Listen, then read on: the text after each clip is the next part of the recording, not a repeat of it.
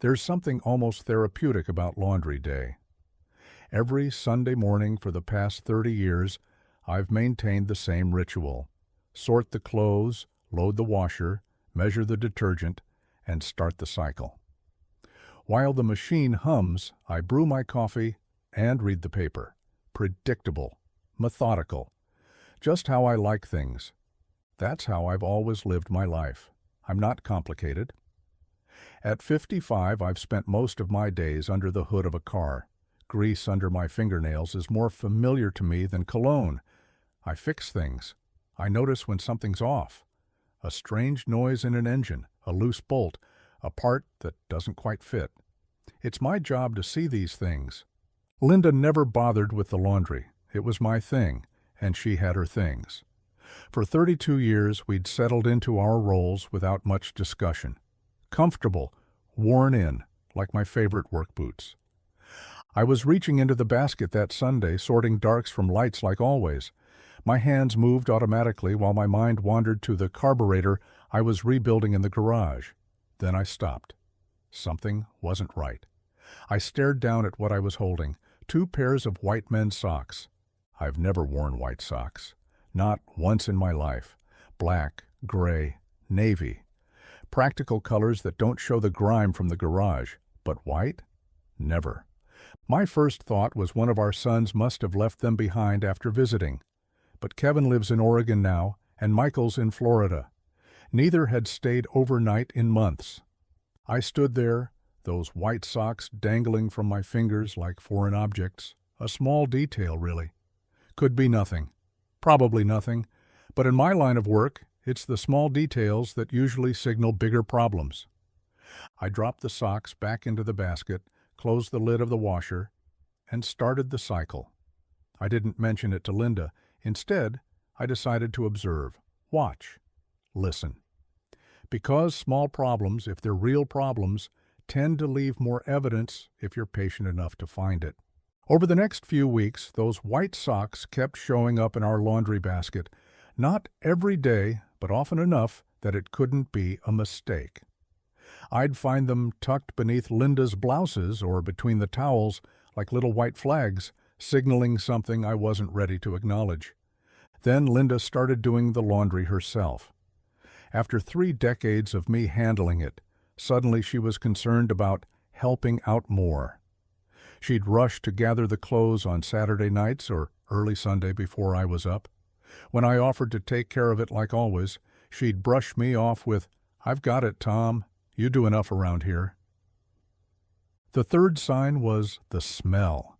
Linda's clothes began carrying a scent that wasn't hers. Not the floral perfume she'd worn since our 20s, but something distinctly masculine. Sandalwood, maybe. Mixed with laundry detergent, but unmistakable if you were paying attention. And I was definitely paying attention now. I didn't confront her. That's not my style. In the garage, when an engine has a problem, you don't just start replacing parts randomly. You diagnose. You test. You gather evidence.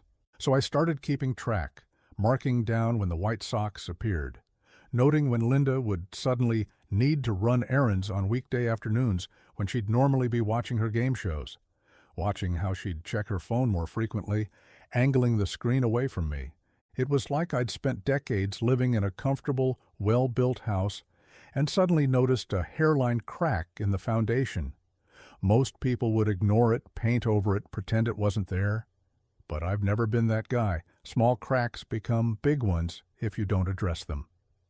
One Tuesday, Linda announced she was going to her sister's place for the afternoon.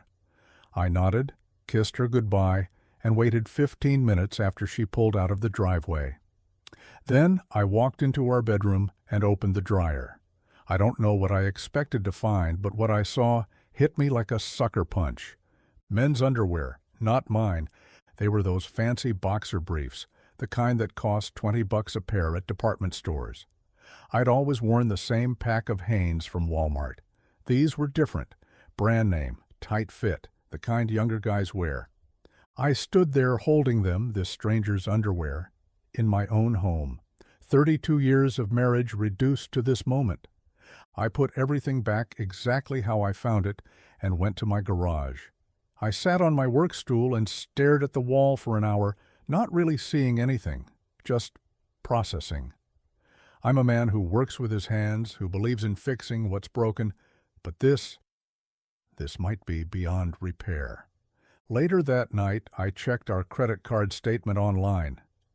For months, there were regular charges from Premier Cleaners, an upscale dry cleaning service across town. I'd never been there, never sent anything to be dry cleaned in my life.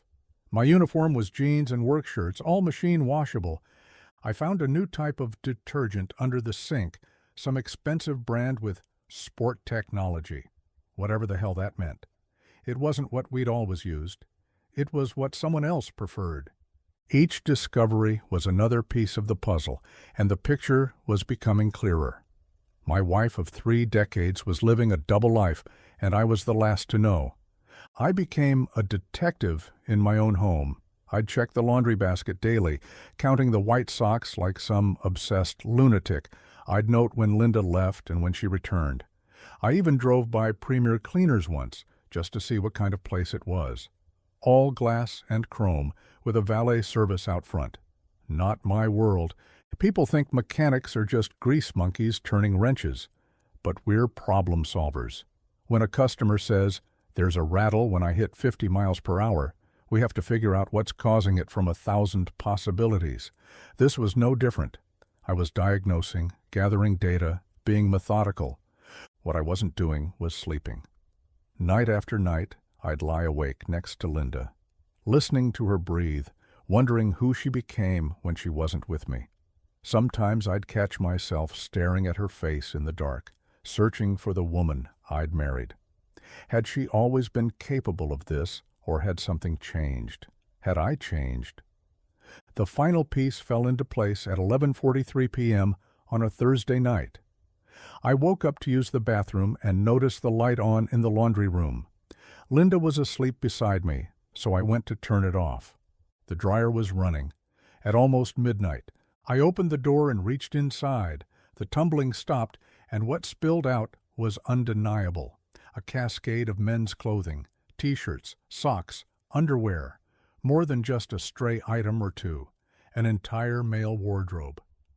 I stood in the harsh fluorescent light of our laundry room, surrounded by another man's clothes, while my wife slept peacefully 20 feet away. In that moment, everything crystallized with perfect clarity.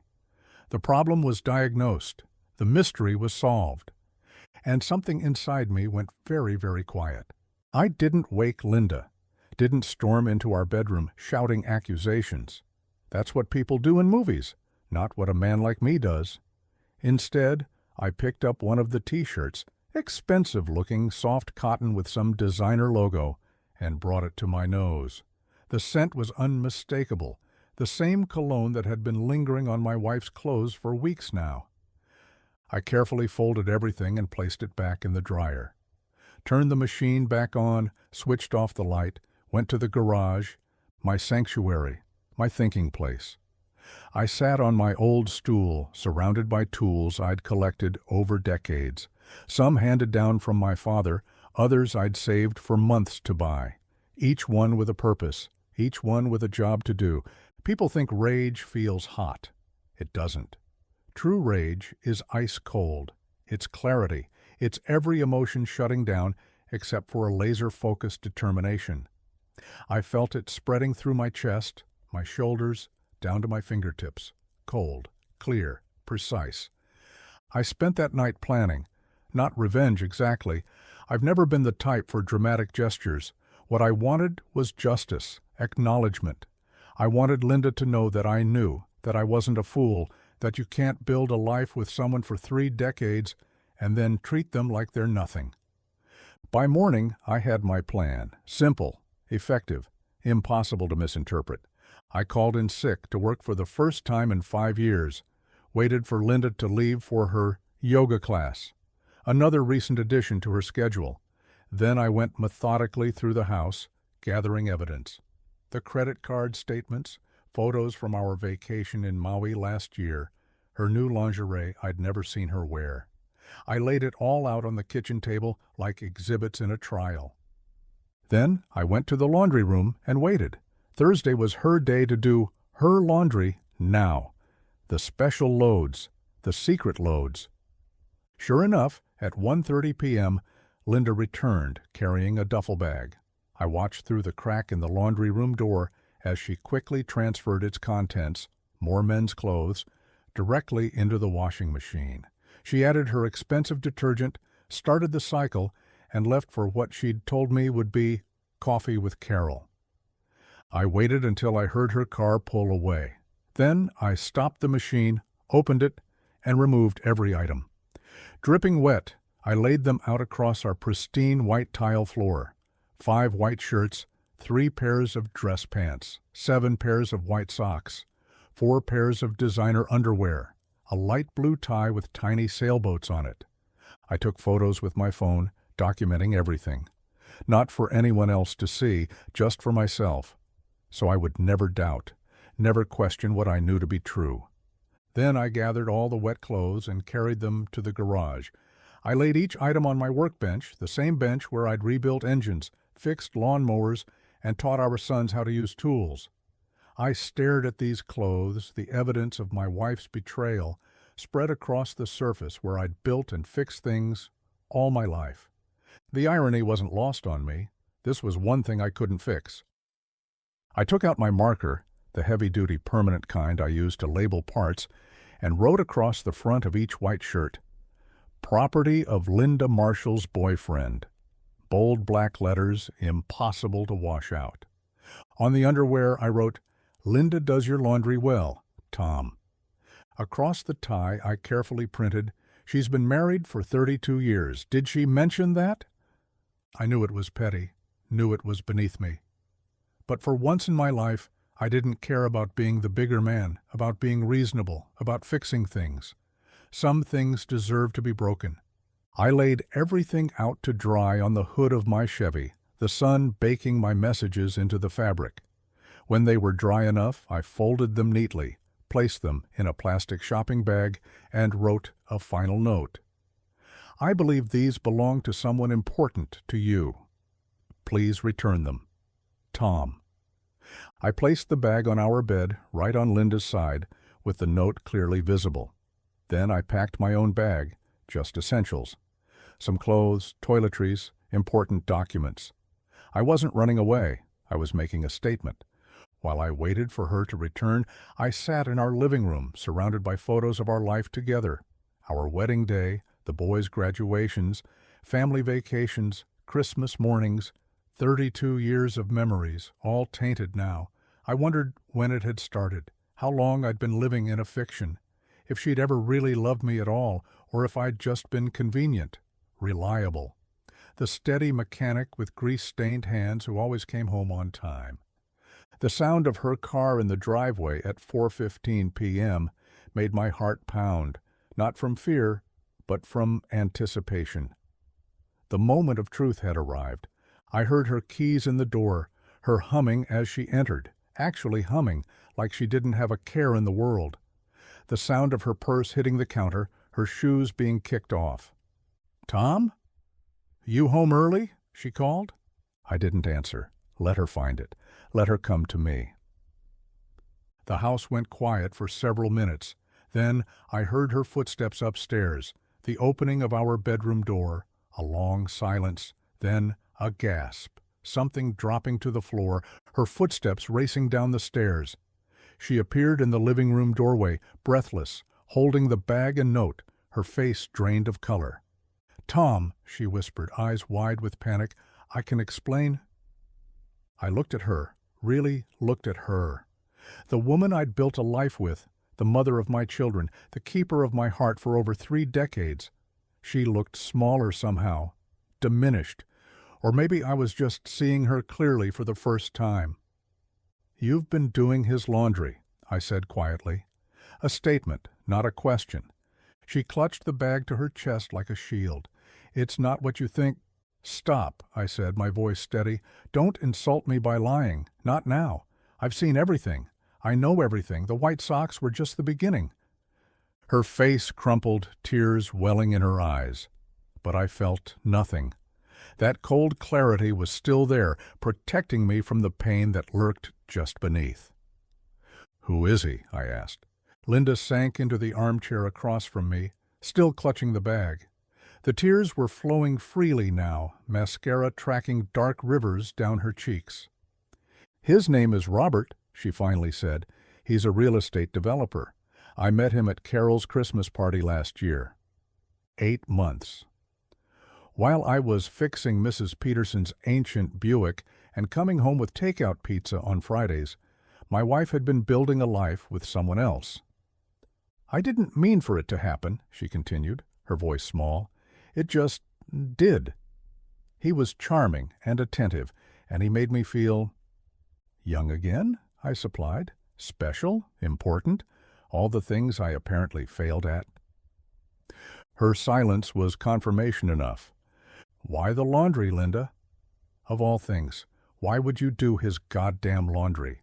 My voice cracked, betraying the emotion I'd been trying to contain, because somehow that detail hurt more than anything, the intimacy of it, the domesticity. "Were you playing house with him, practicing for your new life?"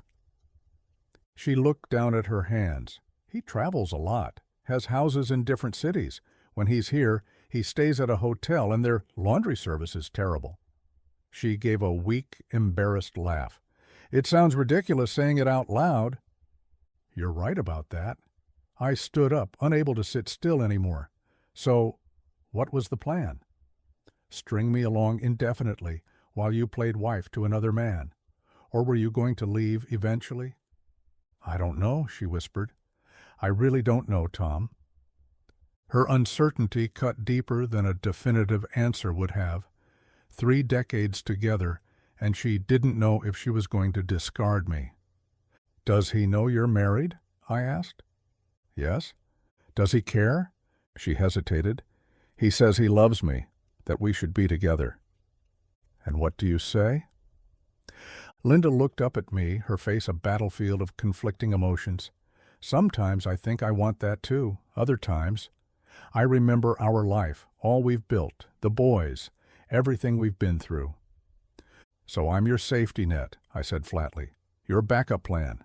Good old reliable Tom, waiting in the wings in case your fancy real estate developer changes his mind."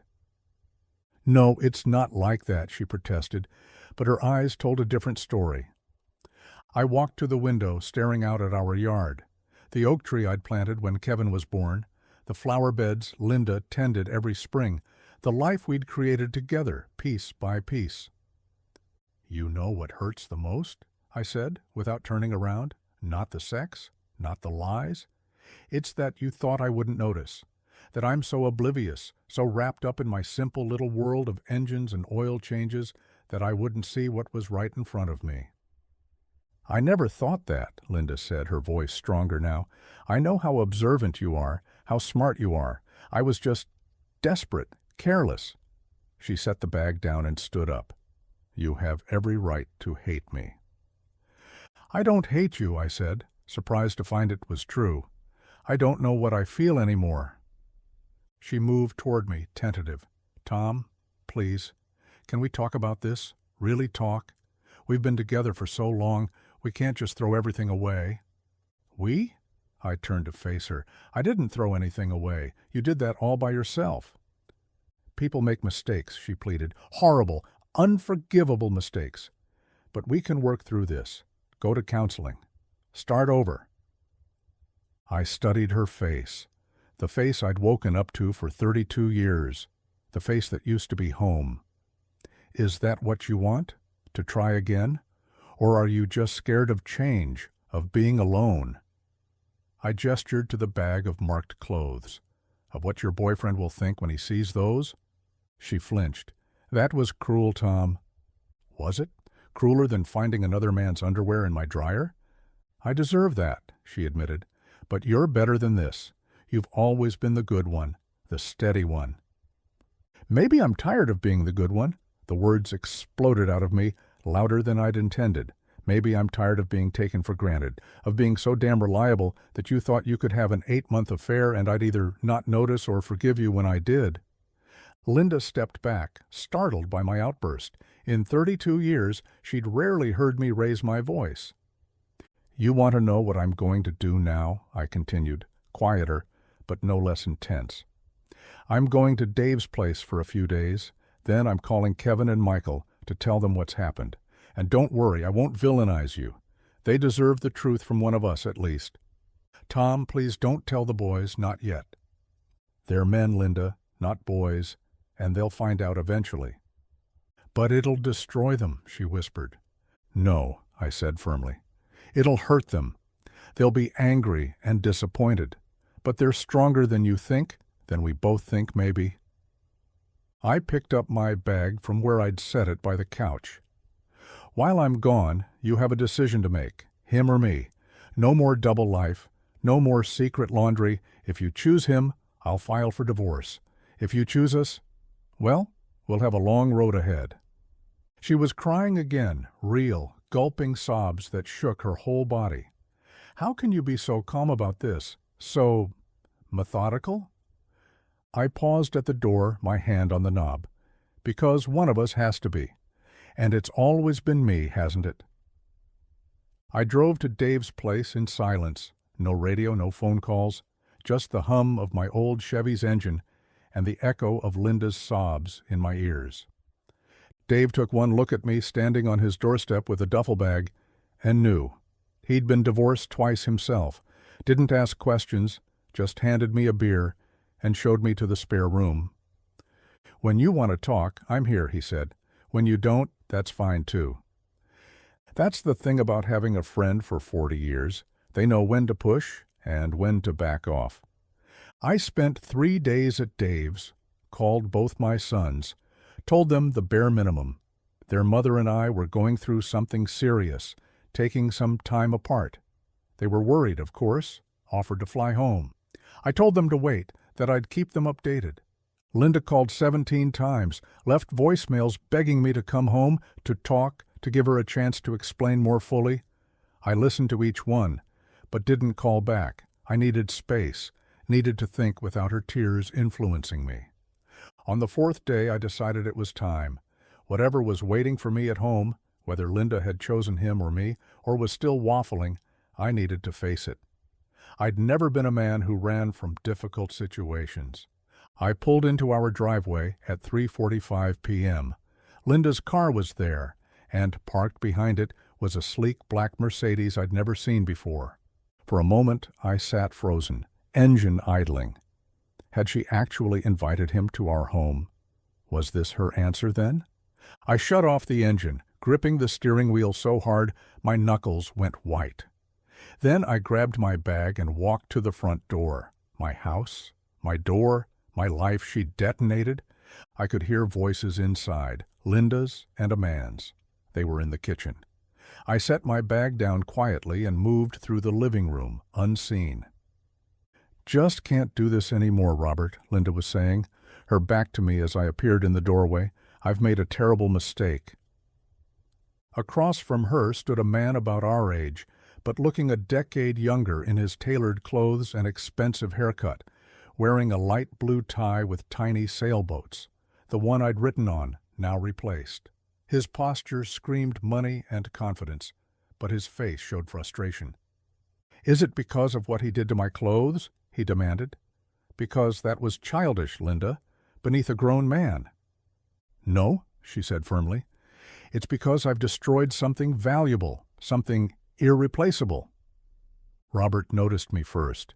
His eyes widened slightly, then narrowed. "I take it this is the mechanic?" Linda whirled around, her face pale with shock. "Tom, I didn't hear you come in." "Clearly," I said, leaning against the doorframe, trying to project a calm I didn't feel. "Don't stop on my account. This is fascinating." The three of us stood there, trapped in a triangle of tension. A wife, a husband, a lover. The oldest story in the world, playing out in my kitchen on a Thursday afternoon. "You should leave," Linda said to Robert, not taking her eyes off me. "We were in the middle of something," he protested, straightening his sailboat tie. "And now we're finished." Her voice was steel. "Please go."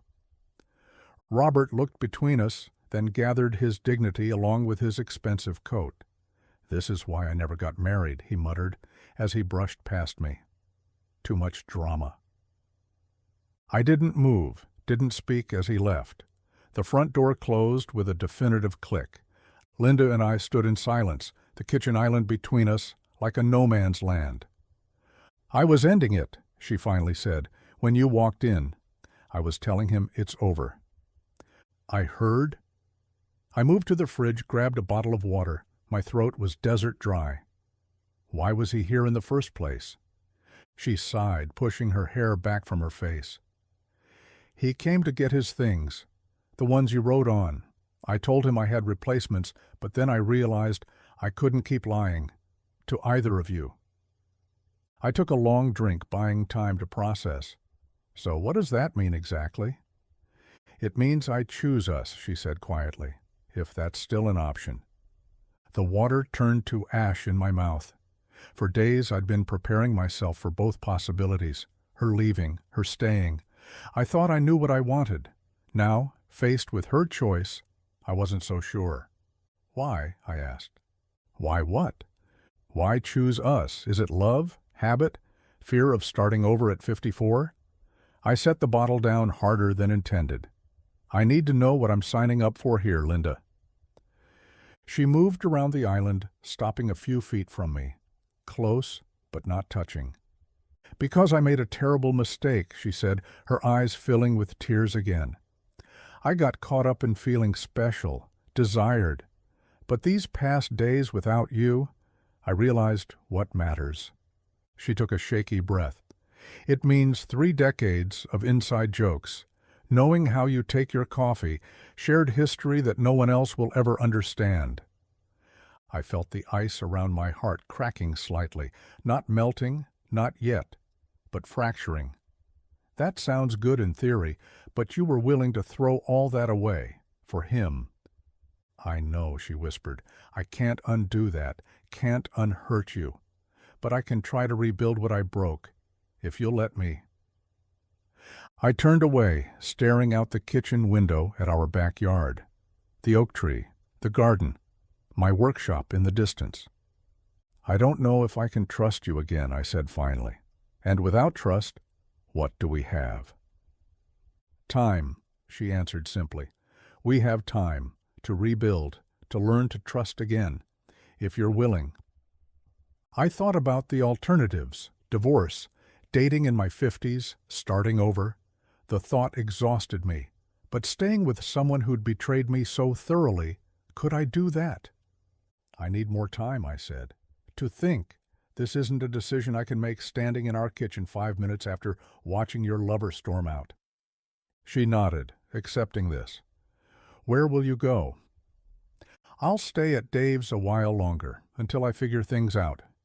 "And the boys?" "I'll tell them we're working through some issues. Nothing more specific until we decide what happens next." Something like hope flickered in her eyes. So there might be a next for us. I picked up my bag, still sitting in the hallway where I'd left it. "I don't know, Linda. I honestly don't know." 2 weeks at Dave's turned into 3. Linda and I talked daily, cautious conversations about practical matters at first, then gradually about deeper things: our marriage, where we'd gone wrong, what we both wanted for the future. I consulted a lawyer just to understand my options, told the boys enough that they understood the seriousness without all the painful details. They were shocked, but supportive. "Whatever you decide, Dad," Kevin had said, "we've got your back." One evening, I found myself driving home, to our home, without consciously deciding to. It was Sunday, laundry day. Some habits run too deep to break. Linda was surprised to see me. She'd been curled up on the couch reading, wearing an old sweatshirt of mine, hair unstyled, face free of makeup. "I came to do laundry," I said, standing awkwardly in the doorway. Something like understanding crossed her face. "I've been waiting to do the bedsheets. They're too heavy for me to handle alone." We worked in silence, sorting clothes, measuring detergent.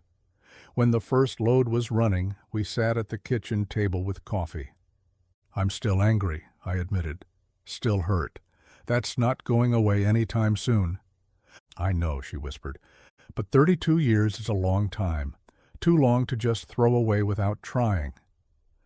Her eyes lifted to mine, cautious hope dawning in them.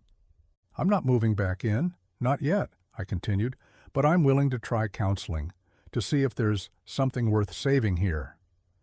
The washer buzzed, signaling the end of the cycle. I stood up to transfer the laundry to the dryer, a task I'd performed thousands of times before. As I sorted through the damp clothes, I realized something. There wasn't a single pair of white socks in the entire load. It was a start.